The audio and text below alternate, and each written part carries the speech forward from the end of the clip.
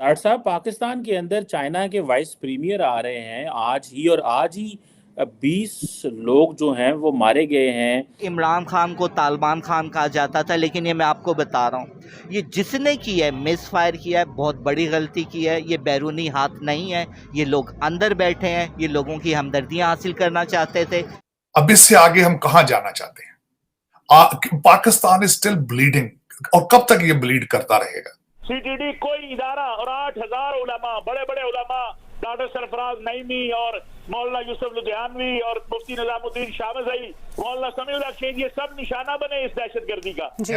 हम as a not a country we are going bankrupt, matter of fact हम as a society bankrupt हो रहे हैं। उसके ऊपर एक धमाका हुआ और उस धमाके में 20 लोग मारे गए, 20 लोग मारे गए। और लेकिन अगर इस जगह से आगे निकल गया तो फिर सुपर पावर बनने से हिंदुस्तान को कोई रोक भी नहीं सकता। मुंह में चीनी डाल के बात करने से बात मीठी नहीं होती। मैं गालियां, आप भी गालियां दे, यहाँ पर जितने भी हैं सारे लोगों से मैं एक एक गालियां दिलवा देता हूँ।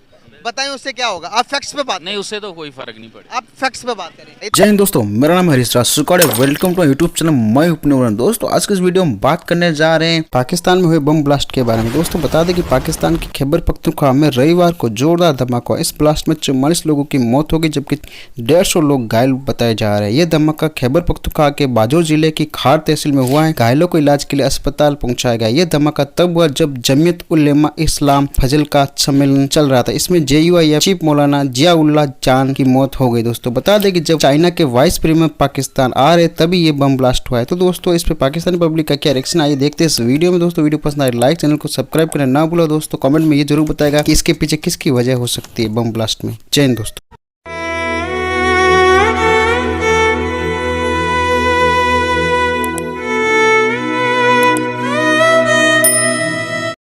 डॉक्टर साहब, पाकिस्तान के अंदर चाइना के वाइस प्रीमियर आ रहे हैं आज ही 20 लोग जो हैं वो मारे गए हैं जमीयत उलमा इस्लाम फजलुर रहमान के एक जलसे के अंदर। और सुनने में आया कि 50 लोग जो हैं वो ज़ख्मी हैं। ऊपर से पाकिस्तान में तारड़ साहब इलेक्शंस भी आ रहे हैं कि ये हुकूमत जो है इसका टेन्योर तो बिल्कुल ख़त्म हो रहा है। उधर हम दुनिया से इन्वेस्टमेंट्स की बात कर रहे हैं, घर में धमाके हो रहे हैं। इस्लामाबाद 3 दिन के लिए बंद कर दिया गया चाइनीज़ वाइस प्रीमियर के लिए तारड़ साहब, लेकिन धमाके तो फिर भी हो रहे हैं। क्या हम दुनिया को कन्विंस कर पाएंगे यहाँ पे आके इन्वेस्टमेंट करें? जिस तरह की बातें चल रही हैं कि मिडल ईस्टर्न ममालिक कोई पाकिस्तान में इन्वेस्टमेंट कर रहे हैं। जो चाइनीज़ हैं वो प्रेसिडेंट शी जिनपिंग पाकिस्तान तो नहीं आ रहे, लेकिन वो चाइना इंडिया तो जाएंगे G20 के लिए। आप कैसे देख रहे हैं इस धमाके को चाइनीज़ वाइस प्रीमियर की मौजूदगी में, जब इस तरह की दहशतगर्दी की एक्टिविटी हो रही है? सर चीमा साहब, मैं इसे सारे को मिला के कुछ आपको सारा कुछ बताता हूँ। खासकर सबसे बड़ी बात तो ये जो धमाका आपने बाजौर डिस्ट्रिक्ट में JUI के कन्वेंशन में हुआ है, जिसमें 20 लोग जो है मारे जा चुके हैं, 50 जख्मी हैं। उनमें से भी अल्लाह ताला उन पे बेहतरी फरमाए, ज्यादती हुई है। लेकिन चीमा साहब, एक वेव आ चुकी है। सूबा सरा KP में एक वेव है।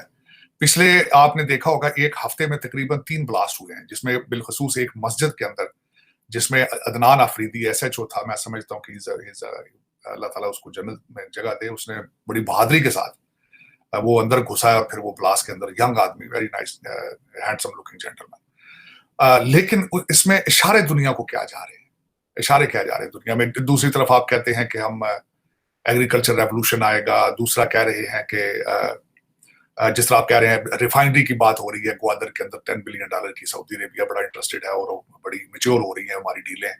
एयरपोर्ट्स जो है वो ले रहा है, UAE एयरपोर्ट्स लेगा। तो वो सारे जो लोग आएंगे वो किन हालात में आएंगे, कैसे आएंगे? और दूसरा, अफसोस के साथ मैं ये कहूंगा, अफसोस के साथ, कि कुछ लोग इसके ऊपर प्रोपेगेंडा कर रहे हैं कि ये इलेक्शन डिले करने के लिए धमाके कराए जा रहे हैं। कुछ ये भी इसको इस्तेमाल कर रहे हैं अपने सियासी मकासद के लिए। लेकिन इसमें चीमा साहब, सबसे अगर देखा जाए तो इन सारे सर्कमस्टांसेस में नुकसान किसका है? पाकिस्तान का है। किसी सियासी पार्टी का नुकसान नहीं है, पाकिस्तान का नुकसान। और उसमें मैं समझता हूं कि इसको सीरियस क्यों नहीं लिया जा रहा? अब इससे आगे हम कहां जाना चाहते हैं?